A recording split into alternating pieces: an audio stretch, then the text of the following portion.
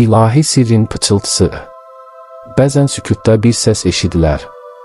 Bu səs nə insanın, nə də dünyanın səsidir. Bu, ruhun, yaradılışın dərin qatlarından gələn bir pıçıltıdır. Nur deyir: İşıqdan gəldiniz, işığa dönəcəksiniz.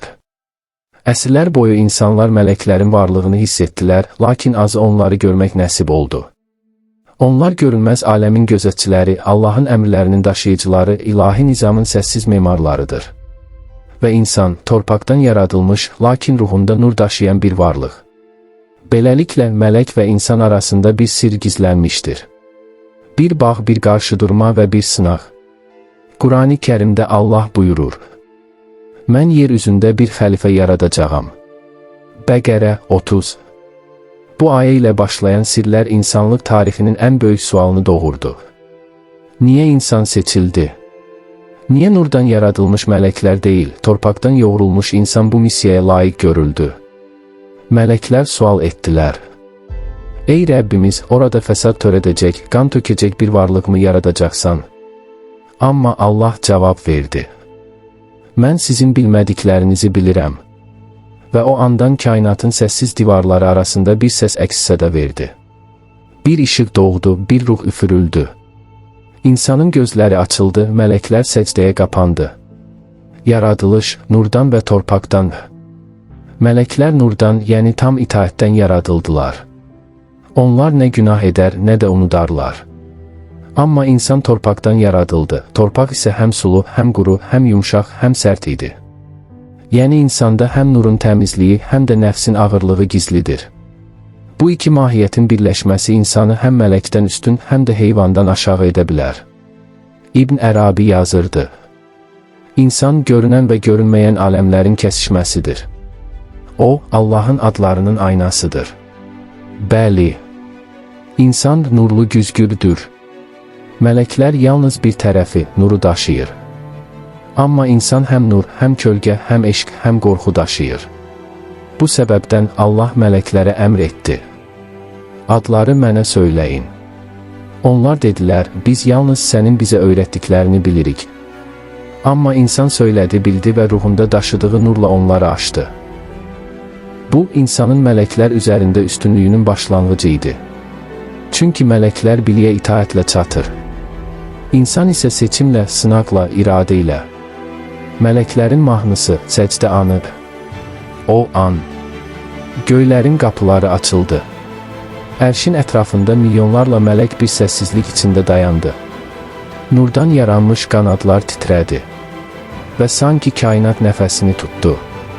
Allah buyurdu: Adəmi yaratdım, ona ruhumdan üfürdüm. Ona səcdə edin.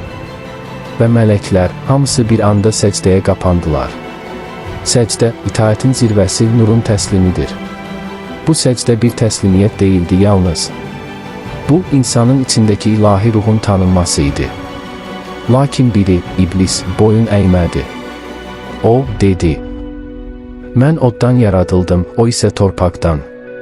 O anda səmavi nurla şeytani od bir-birinə toxundu və kainatın əzəli qarşıdurması başladı. İşıqla kölgənin savaşı. İblis təkəbbür etdi, amma mələklər səssiz qaldı. Onlar insanın içindəki nura baxdılar və anladılar ki, bu varlıq, torpaqla nurun birləşməsidir. Onda həm səma, həm yer gizlidir. Və bu iki dünyanın körpüsü insanın özüdür. Əgər o, nura tərəf dönərsə, mələklərdən üstün olar. Əgər o, nəfsinə tabi olsa, iblisə bənzər. İnsanın ruhani yolu, nur və kölgə arasında. İnsan kainatın ortasında dayanır. Bir tərəfi torpağa, bir tərəfi səmalara bağlı. Hər nəfəsində bir sınaq, hər addımında bir seçim daşıyır. O, həm mələklərlə danışar, həm şeytanla mübarizə aparar. Qurani Kərimdə Allah buyurur: Ona iki yolu göstərdik. Əl-Bələd 10. Bu iki yol, nur və qaranlıq, itaət və təkəbbür, sevgi və qorxu yoludur. İnsanın həyatının bütün mənası bu iki yol arasında verdiyi qərarlarda gizlidir. Hər dəfə bir insan düzlük, haqq, ədalət, sevgi və mərhəmət yolunu seçirsə, mələklər onunla birgə sevinir. Onun adı nur dəftərinə yazılır. Lakin o, nəfsin, həsədin, nifrətin yoluna düşəndə, Mələklər ağlayar, çünki insan içindəki nuru itirər. İbn Sina belə yazırdı. İnsan bədənə məhkum olsa da ruhu ilə kainatı aydınladar. Bu, o deməkdir ki, insan bir addımla səmanı yaxınlaşdırar. Bir düşüncə ilə mələkləri sevindirə bilər. Onun duaları səmaya qalxar. Və mələklər o duaları nurdan qədəhlər kimi daşıyar. Əgər insan qəlbində niyyətini saf saxlayırsa, o artıq bir mələk kimi yaşamağa başlayır. Çünki mələklik bir forma deyil, bir haldır. Mələklik, Allahın nuruna doğru yönəlmiş niyyətin adıdır. Mələk və insan arasındakı gizli bağ. Bəli, mələk və insan arasında görünməz, amma dərin bir bağ var. Bu bağ nə qan, nə də maddə ilə deyil, nurla bağlıdır. Hər insanın iki mələyi vardır. Biri sağ tərəfində yaxşı əməlləri yazan, digəri sol tərəfində pis əməlləri qeyd edən. Onlar Quranda belə adlanır. Kiramən katibin, nəcib yazıçılar. Əl-İnfitar 11. Bu mələklər nə yuxulayar, nə unudar, nə də yorular. Onlar insanın bütün halına şahiddirlər. Amma bu yazılar yalnız bir qeyd deyil, bu enerji qatmanıdır. Hər söz, hər fikir, hər niyyət bir nur dalğası kimi səmaya yüksəlir. Bu dalğalar mələklərin aləmində səs və işığa çevrilir. Elə buna görə də hər kəsin yanında olan mələklər onun daxili halına uyğun rəngdə parlayar. Ruhu saf olanların mələkləri parlaq, nəfsi ağır olanların mələkləri isə solğun görünür. Sufi İmam Qəzzali belə deyirdi. İnsanın qəlbi Allahın aynasıdır. Qəlbi pas tutanda mələklər orada öz nurunu əks etdirə bilməz. Deməli, insan mələklərin məbədi, qəlbi isə ilahi nurun aynasıdır. O aynanı təmiz saxlamaq, mələklərin dilini eşitmək deməkdir. Bəli, insan dua etdikcə, mərhəmət etdikcə, bağışladıkca, mələklər onun ətrafında dövrə vurur. Onu qoruyur, onunla birgə titrəyir. Amma insan qəzəblənir, nifrət daşıyır, qeybət edir. Onda mələklər çəkilib uzaqlaşır. Çünki nifrətin titrəyişi nurun dalğası ilə birləşə bilmir. Rəqəmsal aləmdə mələklər, müasir baxış və Quran işığında bəzən düşünürük. Bugün mələklər hara baxır, necə görür, necə yazır? İndi hər şey rəqəmsallaşmış, dünya data və informasiya içindədir. Amma unuduruq ki, mələklərin yazısı zamandan asılı deyil. Onlar enerjini, niyyəti və əməli qeyd edirlər, cihazla deyil, nurla. Quranda buyurulur. Üzərinizdə gözətçilər var, nəcib yazıçılar. Əl-İnfitar 10-11. Bu, hər zaman və hər məkanda keçərlidir. İndi sosial şəbəkədə yazdığın bir cümlə, paylaşdığın bir fikir sənin əməllər kitabında iz qoyur. Çünki söz də bir əməldir. İslam alimləri deyir, dilin əməli, əlin əməlindən daha güclüdür. Odur ki, hər like, hər komment, hər söz bir nur ya da bir kölgə yaradır. Bu baxımdan müasir insan mələklərin qarşısında daha məsuliyyətlidir. Çünki indi insan düşüncəsini yayır. Və düşüncə, nurun və ya zülmətin toxumudur. Əgər bir insan başqasına yaxşılıq, elm, sevgi, mərhəmət ötürürsə, onun mələkləri parlayır. Əgər o, nifrət, yalan, təhqir yayırsa, onun mələkləri ağlayır. Bax, budur hay-hay əsrin mələklik anlayışı, nurun kodlaşdırılmış forması. Hər bir post, hər bir fikir bir nur kodudur. İnsan ya bu kodlarla mələklərin dilində danışır, ya da onları susturur. Ruhun səsi, ilahi eşq və nurun birləşməsi. Ən dərin həqiqət budur. Mələklər insanın ruhunda yaşayır. Onlar kənarda deyil, içimizdədir. Çünki insan ruhu, nurun evidir. Allah buyurur. Mən ona öz ruhumdan üfürdüm. Səcdə 9. O, ruh mələklərin dilidir. İlahi eşq o zaman yaranır ki, ruh nurla danışmağa başlayır. Yəni insan öz iç səsini, vicdanını dinləyir. Vicdan, mələyin səsi. Nəfs, şeytanın səsidir. Ruhani səviyyəyə yüksələn insanın yanında olan mələklər sevinir. Çünki o, artıq onlarla eyni titrəyişdədir. Bu an insan dua etmir yalnız.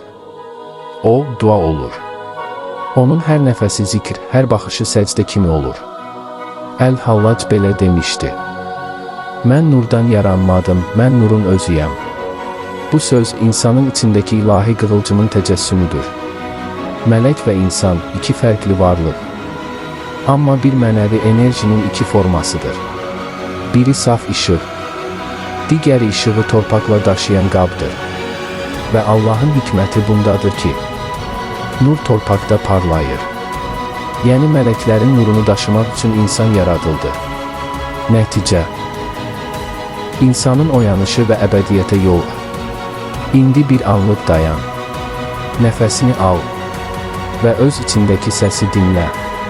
Orada bir sakitlik var, elə deyilmi? O sükutun dərinliyində bir işıq yanır. Bu, sənin mələyinin səsidir. O səni çağırır. Unutma, sən yalnız torpaq deyilsən, sən işıqsan. Bəli, insan unudanda düşür. Xatırlayanda yüksəlir. Bu həyat bir sınaqdır.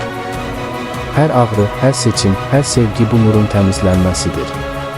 Əgər insan bu sınaqları eşq və imanla keçirirsə, o zaman mələklər onun yolunu işıqlandırır. Və bir gün bu dünyadan köçəndə, onu qarşılayan ilk varlıqlar da mələklər olur. Quranda buyurulur: "Mələklər onlara deyərlər, qorxmayın, kədərlənməyin, sizə vəd olunan cənnətlə sevinin." Fussilət 30. O an insan anlayır ki, o heç vaxt tək olmamışdı. Mələklər onunla idi. Onun ağrısında, duasında, gecəsində, sevgisində. Və o zaman ruh bir nur selinə çevrilir. Torpaq bədəni tərk edir. Amma nur qalır. Çünki nur əbədidir. Əsən əsəuzə. İnsan və mələk arasında məsafə yoxdur. Yalnız bir hal fərqi var. Mələklər bilmədən inanır. İnsan isə inanaraq bilir. Və bəlkə də məhz buna görə Allah insanı xəlifə seçdi. Çünki insan həm torpağın, həm nurun şahididir. O, iki aləmin qovuşduğu nöqtədir. Beləliklə, insan öz içindəki mələyi oyatdıqda, kainat da onunla oyanır. O zaman torpaq da nur olur. Və nur torpağa dönür. Bu, ilahi dövranın sirridir. Unutma, sən sadəcə insan deyilsən. Sən işıqla yazılmış bir hekayəsən. Və mələklər o hekayəni oxumaqdadır. Əgər bu video sənin qəlbində bir nur yandırdısa, bəlkə də bu, sənin içindəki mələyin səsidir. Bizimlə bu ruhani səfərdə birgə olduğun üçün təşəkkür edirəm. Unutma, sən də işığın bir parçasısan. Videonu bəyən, paylaş və kanalımıza abunə ol ki, ilahi sirlərin işığı daha çox insana çatsın. Bu, sadəcə bir video deyil, bu bir oyanışdır. Zaman kod, ruhun və zamanın səsi.